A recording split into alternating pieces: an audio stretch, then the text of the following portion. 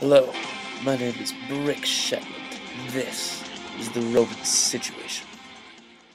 Here at Mission East, where European historians lie, we have carefully selected a choice few group of students and teachers who we feel will teach you about European history and the rise of Rome like none other. Now, we go to mathematician Christopher Burrows for our first question. We wait. We're here with Christopher to ask him a very pertinent and important question. I'm sorry, we're cheeky teens, and we would like to know, what were some advantages of Rome's founding site? Are you assuming that I'm old enough to remember this? Well, we wanted to know what the ideas of the general populace are. You see, we've carefully selected a group of students and teachers who we feel could best teach the subject of European history to our class. And so you chose a math teacher. This makes sense. Absolutely. Rome's founding site on the Tiber, you have transportation. It's not too far from the coast, so you can go out there. The 7 hills provide for defense. This was the answer we were looking for, but he forgot one very important point. Oh, I wasn't finished.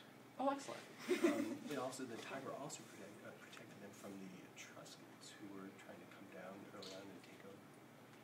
But they did take over. The Etruscans did? Okay. See, I don't remember this. My memory's fine. He was missing a very important point. Rome is inhabited by highly attractive people. Thank you. We're here with Miss Colleen Broadwater, about to ask about the highly mysterious Etruscans. Miss Broadwater, what do you know about the Etruscans? Is that a meat dish or a vegetarian dish? I obviously don't know much. Nor do most historians. The Etruscans, you see, were mysterious people who invaded Rome shortly after its founding. We don't know much about them. We don't even know their language. However, historians do agree that they were pretty much ballers. Here we are at the library of Mission East High School, a hub of knowledge and information on a fact-finding mission. Thus far, our questions have been less than successful, so hopefully we'll have more success here.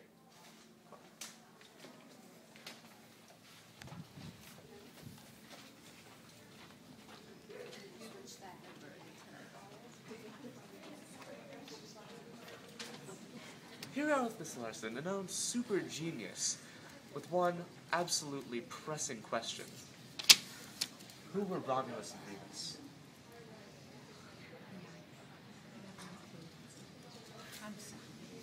Romulus and Remus were the twin founders of Rome. Romulus killed Remus after he found out that Rome was going to be a totally awesome city, thus ensuring that it would not be called Rim.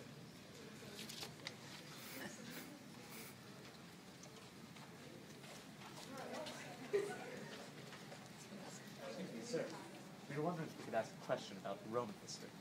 No. That's unfortunate. It is. How about now? No. Alright, yes. Excellent. We're here with Mr. Aidan Conley, who has finally agreed to share with us his vast knowledge of the rise of Rome. Always. Who is Tarquin? I don't know. Tarquin the Proud, as we all know, was the last king of Rome. He was the last Etruscan to rule the Romans and was later expelled because he sucked.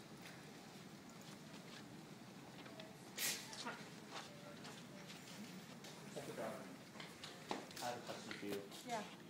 Oh, alright, so he's a winner. What was the Roman government's one great strength? I don't know. Military? Yes, military. Though military strength was a great aspect of Roman power, Is the answer on that? the real strength of Rome lay in its diplomatic prowess. The Romans... We've already answered that question, Miss. Oh, I'm sorry.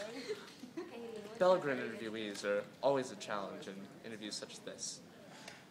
Now then, the real power of Rome lay in its diplomatic prowess. They built many alliances with Italian city-states, later granting citizenship to many of them. This gave them an advantage over the Greeks because of the fact that, as citizens, these Italian towns had stakes in the empire and were thus more apt to defend it. Tyler Garman. What? I have a question for you. Yes. Who is Scipio Dreamboat Emilianus? I don't know. Scipio Dreamboat Aemilianus was the grandson of Scipio Africanus.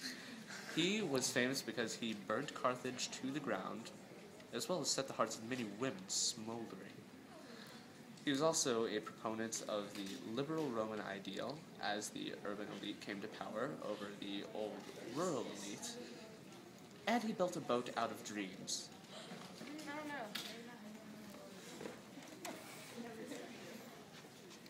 I believe we have run out of Roman historians here in the library. We stand here on the 5th floor with two of the greatest minds in these hallowed halls to ask only one question. Who was Cato? Cato Kalin? He was involved in the O.J. Simpson trial. Of course, everyone knows that. He was good looking, had long hair. Yeah. That's Lived in all- the guest house at O.J.'s place. That's only partially right. Cato was actually a time traveler. And while he did do all those amazing things, he was also a Roman lawyer turned philosopher who advocated for the old Roman rural elite. He wrote some books and stuff. It was pretty cool. I bet he looked good in a skirt too, like the rest of those gladiators. What are we gonna ask? I have no idea. I don't.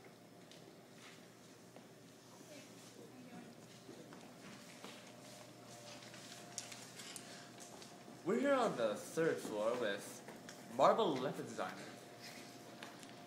a noted Roman expert. Sir, in that backpack of yours, do you happen to have the information what the Romans called their 3 classes?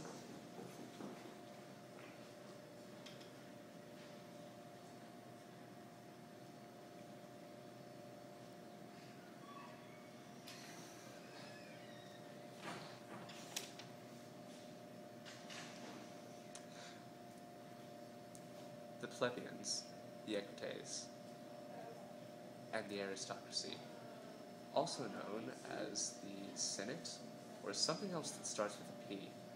Your reporter has failed you.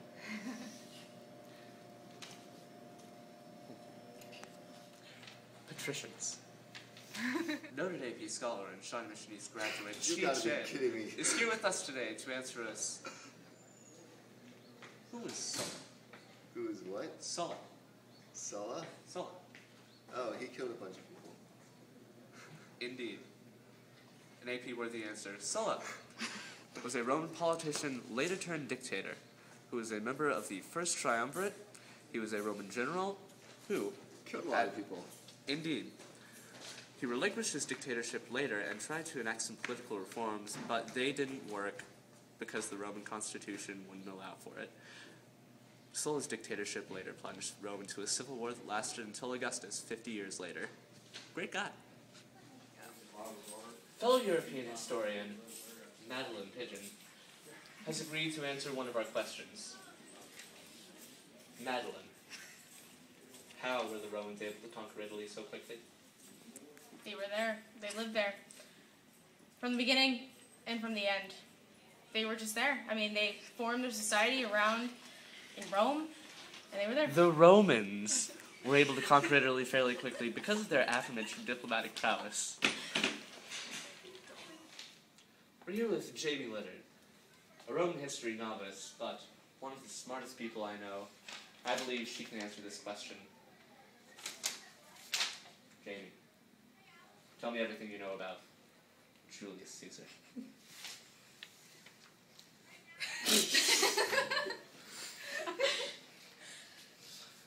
As someone who is not a seasoned news correspondent, nor a historian like myself, it's understandable that Jamie would get screen fright. However, the public must know about Caesar. Julius Caesar was a balding old man who managed to conquer Rome. He was a governor of Cisalpine Gaul, a member of the Roman Senate, a consul, and later a dictator. He allowed Rome to transfer from the flawed republican constitution to an imperial constitution that would sustain it for another few hundred years. We're here with Preempathy to ask him one question, as we have asked all of our interviewees. What were some of the flaws of the Roman Republican Constitution? Flaws of the Roman Republican Constitution. I didn't know that Romans had a Republican Constitution. New information for the historian. Well, the Roman Republican Constitution had many flaws. It was built while Rome was still a city-state, and therefore was not suited for a republican nation. Therefore, as Rome added alliances and provinces, it could not cope with the increased inflow of people and citizens. We stand here with mathematician Shelby Crum with one final question. Find Rome. That's right. Right there. Beautiful.